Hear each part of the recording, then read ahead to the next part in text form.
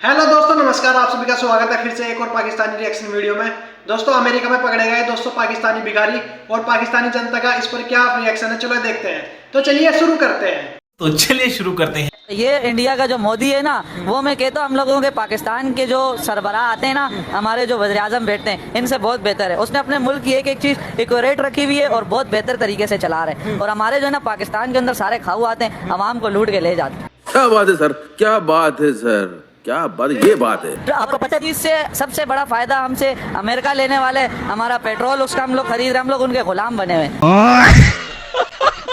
समझ रहे हो, ये कहानी हम लोग उनके गुलाम में कभी दबा देते, कभी उठा देते। फलस्तीन पे इतना जुल्म हुआ, आपके सामने इतने लोग मारे गए, इतना कुछ होता है। अब हमारे सरबराह भी खामोश बैठे थे, सब कुछ। उसके बाद जब मामला ठीक हुए, उसके बाद देखो जा रहे हैं अमेरिका में, उससे मिल रहे हैं, गिफ्ट दे रहे हैं, सब कुछ कर रहे हैं। अचानक से इंडिया के खिलाफ ट्रंप क्यों हो गया, इसकी क्या वजह समझते हैं आप? हालांकि इंडिया के साथ ताल्लुकात अच्छे थे अमेरिका के। मैं यही कहना चाह रहा हूँ कि कोई ऐसी मुखालफत हुई होगी, कोई ऐसी बात हुई होगी जो उन्होंने माना नहीं होगा, उनसे किसी चीज का मुआहदा किया गया होगा। पर जो है इस वक्त जो वहाँ के जो मोदी है ना, प्रधानमंत्री हैं, वो बहुत पावरफुल और समझदार आदमी, उन्होंने इनके मुआहदे माने नहीं होंगे। ठीक है, अभी जो है ना ये हमारे साथ हो गए, ये गन फैलाना चाह रहे होंगे। क्या बात कर रहे हैं? ट्रम्प का और कोई काम नहीं, वो यही गन फैलाते तो क्या पाकिस्तान मान रहे हैं अमेरिका की, जिस वजह पाकिस्तान से अचानक से उसका प्यार जाग गया? नहीं मान रहे इस चीज का। मैं हमारे पाकिस्तान के जो बड़े सरबराह बैठे, शहबाज शरीफ ने तो इतनी तारीफें की है ट्रंप की, इतनी तारीफें की है कि आपको एक आम बंदा भी शर्मा जाता है, इतनी ट्रंप की तारीफें की है। की होंगी, जाहिर है की होंगी। वो तो भगोड़े है ना यार, वो तो जाहिर है, वो तो भगोड़े। कौन भगोड़े? यही भगोड़े है, दुनिया समझती है। नाम क्यों ले? आप नाम ले ले, कौन भगोड़े? ले, एक बात कर रहे हैं, भगोड़े तो है। आपने शहबाज शरीफ का ही बोल रहे हैं आप, और किसका बोल रहे हैं? यार देखो, हमने शहबाज शरीफ का नाम नहीं लिया, हम कह रहे कि दुबई पुलिस ने तकरीबन 200 से ज्यादा 202 या इससे ज्यादा जो उनसे बेकारी पकड़े हैं,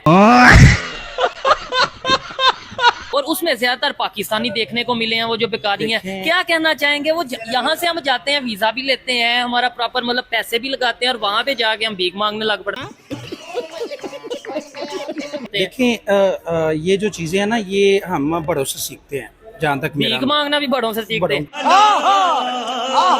हमारे बड़े जो हैं वो कहते नहीं, बेगर नॉट बी चूजर, ये शहबाज शरीफ साहब ने कहा था। हाँ जी, वो तो देखे ना, बड़े हैं तो फिर वो कहते हैं कि प्रोपोर्शनल तरीका है। वो जब भी जाते हैं कहीं, मैं मांगने नहीं आया पर मजबूरी है। ठीक है, तो इसी तरह उन्होंने भी यही चीज, वो कहते हैं जी बड़े बड़े हमारे सियासतदान मांग रहे हैं तो हम क्यों ना मांगे। ठीक हो तो गया। वो उन्होंने भी प्रोफेशन बना लिया हुआ। देखेंगे वो बंदा यहाँ से वीजा लगवा रहा है, ठीक है, पैसे लगा रहा है। उसको पता है कि मैंने वहां पे जाकर दुगने निकालने, वहां पे मुझे वो मिलने हैं, रियाल मिलने हैं। तो साथ वो ये नहीं सोचता कि यार जब पकड़ा जाऊंगा इमेज कितना खराब होगा। मेरा तो चलो होगा, मुझे कौन जानता है, साथ पाकिस्तान का, मेरे कंट्री। सर यहाँ पे बड़े को नहीं जरूरत, हमारे जो चौकीदार हैं उनको नहीं है। देखिए ना, आप सीधी सी बात बता रहा हूँ आपको, अगर उनको नहीं है परेशानी तो वो हमें क्या परेशानी होगी? हम तो ये देखेंगे पैसा कहाँ से आ रहा है। पैसा कहाँ से आ रहा है? अच्छा, ऐसी सारी सिचुएशन में जब पाकिस्तान के हालात सबके सामने हैं, हमारी गवर्नमेंट हो वो IMF से पैसे ले रही है, हमारे प्राइम मिनिस्टर हो वो मुख्तलिफ कंट्रीज में जाके हेल्प मांग रहे हैं, और हमारी पब्लिक है वो जाके ओपनली भीख मांग रही है।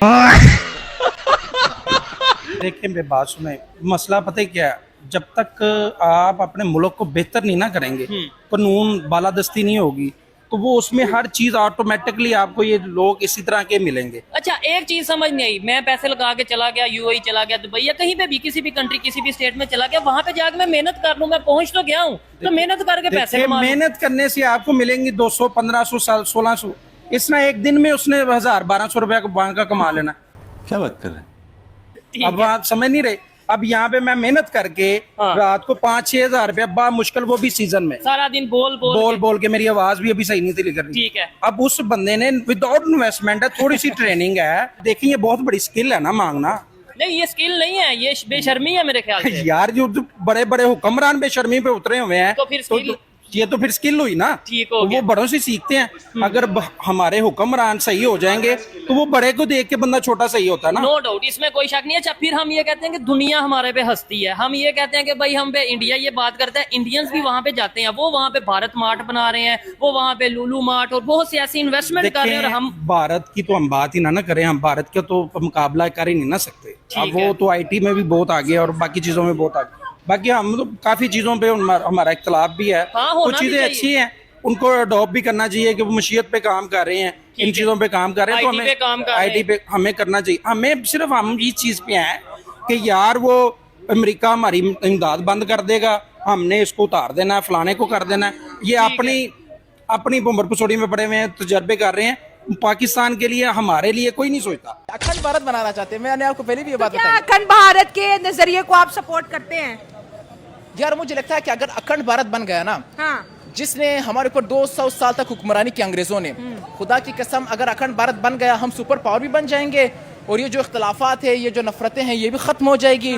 और जिन्होंने हमें गुलाम बनाया था, हम उन पे 2000 साल तक हुक्मरानी करेंगे अगर अखंड भारत बन गया। तो शर्त ये है, देखें, दुश्मनी अपनी जगह इंडिया के साथ, लेकिन पावर तो है उनके पास। वर्ल्ड 7 हम कहें कि स्ट्रॉन्गेस्ट इकोनॉमी उनके पास है, फिफ्थ लार्जेस्ट, फिफ्थ पे आ गई है शायद। फिफ्थ पे। तो कहने का मतलब ये है कि अगर मुकेश अंबानी का इतनी पावर है तो मोदी साहब की कितनी पावर होगी।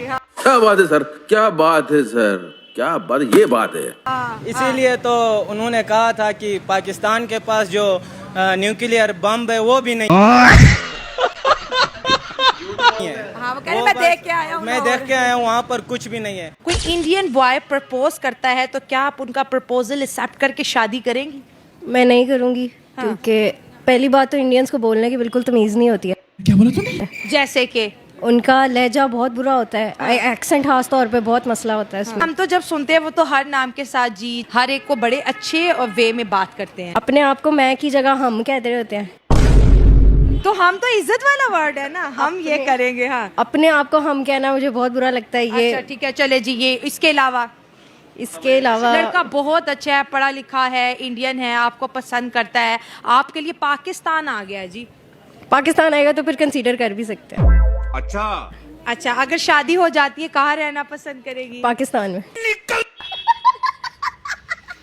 नरेंद्र मोदी को मैं एंड पे ये पैगाम देना चाहता हूँ कि अगर प्यार से रहोगे तो प्यार पाओगे पाकिस्तानियों से। अच्छा। अगर आंखें दिखाओगे तो हम इंशाल्लाह 100 बार आंखें दिखाएंगे। ये हमारे अंदर जज्बात है। हम तो मतलब सिविल हैं, हमारी फौज के अभी तक आपने जज्बात नहीं देखे, और मैं तो ये कहता हूँ कि शायद आपने देख ले होंगे। क्या बात है, जबरदस्त। तो दोस्तों ये थी आज की वीडियो, आपको कैसा लगी कमेंट करके जरूर बताएं, और इन पाकिस्तानियों के लिए 2-4 लाइन जरूर लिखे कमेंट में, और चैनल पर नए हैं तो चैनल को सब्सक्राइब कर लिए। मिलते हैं एक और मजेदार नेक्स्ट वीडियो में, तब तक के लिए धन्यवाद। जय हिंद, जय भारत।